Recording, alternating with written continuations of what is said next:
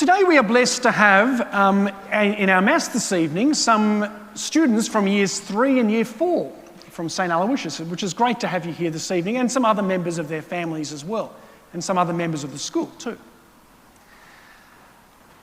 In Year 3, at the very end of Year 3, we have the Sacrament of Reconciliation. We prepare children for their first reconciliation. And many of the Year 4 students who are here at Mass this evening made their first reconciliation late last year. And they'll be preparing later this year for First Holy Communion. Today we have in our first reading, we have what's sometimes referred to as the Ten Commandments. It's the way that God proposes to us. And in the Gospel today we have Jesus, and Jesus is reacting in a very unusual way. Often when we think of Jesus as the nice guy, the peaceful guy, the guy who everyone feels really good about. But in the Gospel today, we have Jesus, and you could almost say this is the angry Jesus. He gets up and he causes what we would consider today to be a riot. He whips up the animals, sets them free. Animals are running everywhere, cattle going this way, sheep this way, pigeons are all flying. He goes over to the tables where people are changing money and making a bit of money on the side. He pushes them over. He's created almost a riot. By modern day standards, people would have called the police and they would have had Jesus arrested. And this is a version of Jesus that we're meant to think about as well. What's going on here is part of what we're meant to at times have within us. We're not called to be aggressive. We're not called to be angry for our own self. But Jesus says we're called to be righteous, which means we're called to have a voice and to speak up for justice and for truth. And when this is not happening, we should speak up for people. Interesting what happens in this gospel. Jesus, we've heard the angry version of Jesus, you could say. But what's going on? So what happens in and around the Passover, which is the big event that happens for the Jewish people in Jerusalem at the time of Jesus? It was about 1 million people would come to Jerusalem from all over the place. And part of the experience for the Jewish people was to come to the temple and offer a sacrifice. Some would offer cattle, some would offer sheep, some would come and offer pigeons. There was, you could say, perhaps organised crime that was going on, starting from the very top.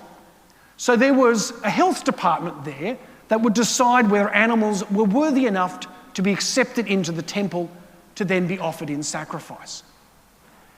And if you weren't in the in-group, if you weren't paying the certain appropriate people to be able to consider your animals to be considered to be legitimate, then your animals, when you brought them, would then be said, no, these aren't good enough to be offered in the temple.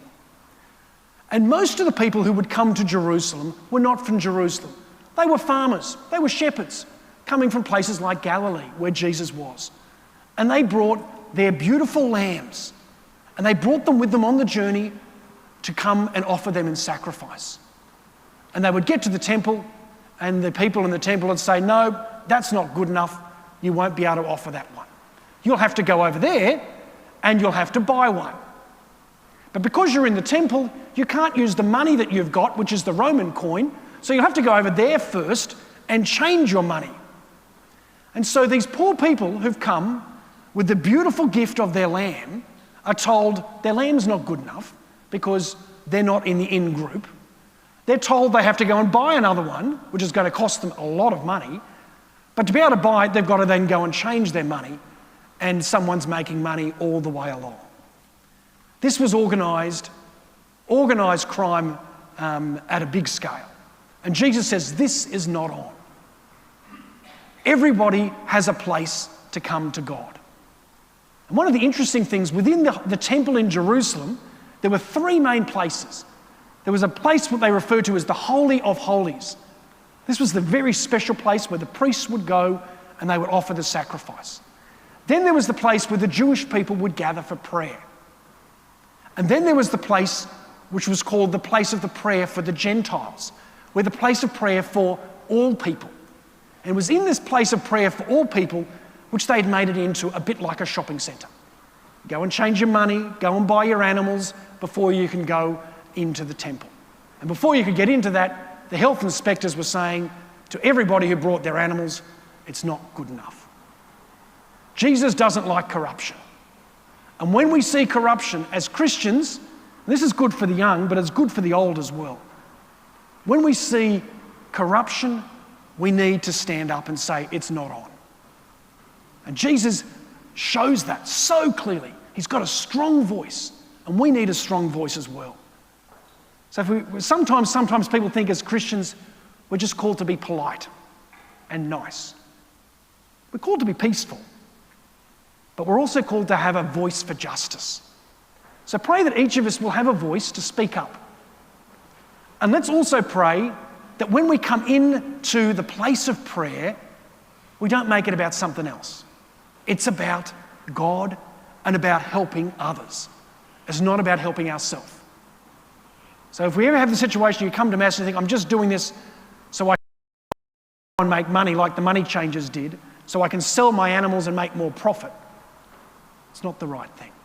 We're here to worship God, to learn, and then to go and bring that love of God to others.